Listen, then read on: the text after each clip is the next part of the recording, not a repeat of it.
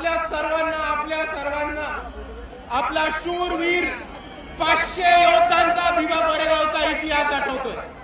आणि इतक्या वर्षापूर्वी जरी ती लढाई झाली असेल तरी 2025च्या शेवटी 2026 मध्ये जाताना आजही भीमा कोरेगावला लाखोच्या संख्येने भीमानुयायी येतात।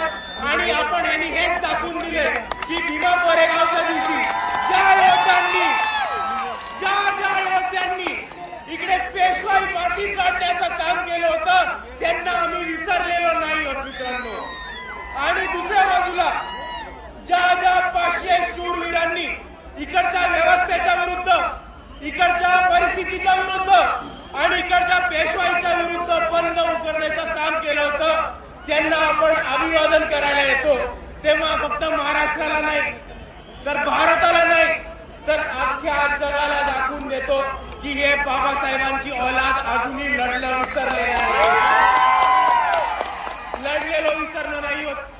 500 लोकांनी तेव्हा वार केला होता आणि मात केला होता पेशवाईचा। आणि आजही आपल्या सर्वांना दाखवून द्यायचंय की समोर किती मोठी परिस्थिती असेल, किती मोठी ताकद असेल तरी आज जर इकडे 500 लोक बाबासाहेबांचे अनुयायी जमले तर समोरच्याला कापल्याशिवाय राहणार नाही ही ताकद आहे।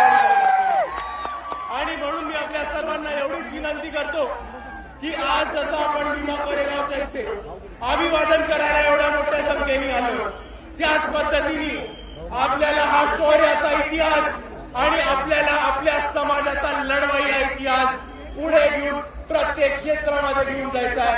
आणि भीमा कोरेगावच्या शौर्यांना आपण तेव्हाच अभिवादन करू जेव्हा आपण त्यांच्या पद्धतीने त्यांच्यासारखे छाती टोकपणे लढणं शिकू। एवढं म्हणून मी माझे 2 शब्द थांबवतो। आपल्या सर्वांना एकदा पुन्हा एकदा जय भीम, जय संविधान।